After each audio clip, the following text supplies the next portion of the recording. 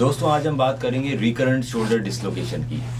ये एक काफ़ी कॉमन प्रॉब्लम है जो मेरे पास काफ़ी ज़्यादा आती है।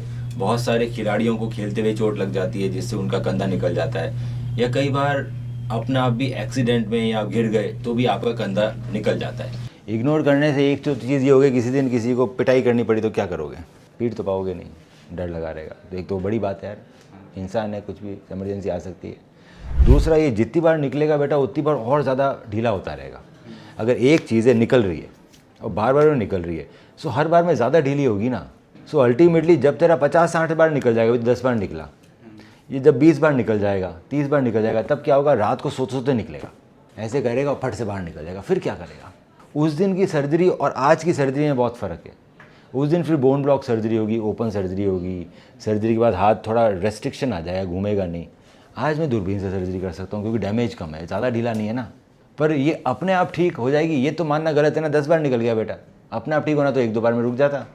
ये 10 बार क्यों निकला? क्योंकि ये पहली बार जब डिस्लोकेट होता है तो इस तरह से डिस्लोकेट होता है। ये हमारी हाथ की हड्डी दिख रही है, ये हाथ की हड्डी यहाँ आर्टिकल करती है शोल्डर में। अभी डिस्लोकेट नहीं हो इसके लिए पहाड़ जैसा स्ट्रक्चर है, लेब्रम बोलते हैं इसको। अब जब पहली बार निकला ना बेटा, यहाँ से लेब्रम फट गया, दिख रहा है। सो जैसे ये पहाड़ था, यहाँ था, इसको निकलने नहीं देता था। जब पहली बार निकला तो ये नीचे आ गया पहाड़, तो अभी डिस्लोकेट हो रहा है रोज़ रोज़। सो रोज़ रोज़ डिस्लोकेट हो रहा है तो अभी हड्डी तोड़ेगा ना बेटा। अब ये फटा है, धीरे धीरे हड्डी तोड़ेगा। हड्डी ज़्यादा टूट गई तो फिर सोते सोते निकल जाएगा, वो होगा ही होगा ऐसा। तो इसको मेरे को वापस चिपकाना पड़ेगा। तो आजकल नॉटलेस एंकर आते हैं, वापस चिपका देते हैं। अब ये ना नॉटलेस एंकर्स हैं, इसका मतलब ये है कि इसके अंदर गांठ नहीं लगती। हमने ये एंकर डाला, ये चला गया, इसका धागा इससे निकाल लिया जो फटे हुआ टिश्यू था, और अपना भी अंदर ही गांठ लगी, बाहर गांठ लगी ही नहीं। सो टेंशनेबल नॉटलेस रिपेयर है, डायरेक्ट सीक्वेंशियल टेंशनिंग हो सकती है। सो अच्छे एंकर्स आज के जो लेटेस्ट एंकर है वो सब नॉटलेस है, तो वापस चिपका दूंगा। पुराने एंकर थे वो ना नॉटेड होते थे, देख पुराने एंकर नॉटेड होते थे। इसमें अगर बैंकार्ट रिपेयर लिखूँ, BANKART रिपेयर, तो पुराने एंकर में गांठ मारनी पड़ती थी। आजकल नॉटलेस आ गया तो नॉटलेस बेटर रहते हैं गांठ मारने से। ये देख गांठ बंधी हुई है, देख रहे हैं ना, गांठ लगी हुई है।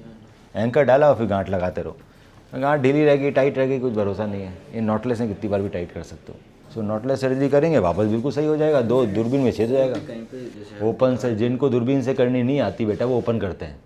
तेरा है ना बोन लॉस इतना नहीं है। हाँ ये ना तेरा छोटा सा फ्रैक्चर है, इसमें ज़रूरत नहीं है, तेरे को ओपन सर्जरी की ज़रूरत नहीं है, दूरबीन से ठीक हो जाएगी। तू चाहेगा तू मेरे को बोलेगा तो मैं ओपन करूँगा, बाकी मेरे को ओपन करने की ज़रूरत नहीं। ये करने के बाद तेरी मांसपेशियाँ कमज़ोर पड़ जाएगी, पड़ेगी नहीं पड़ेगी? सर्जरी के बाद 3 सप्ताह बंधा रहेगा, कमज़ोर पड़ेगी ना।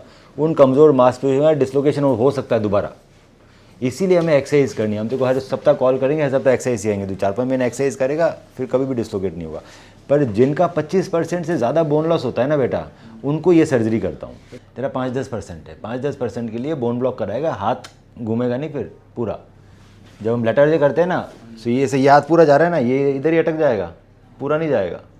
दूरबीन वाले में पूरा जाएगा, वो ओपन होगा, ये दूरबीन से होगा।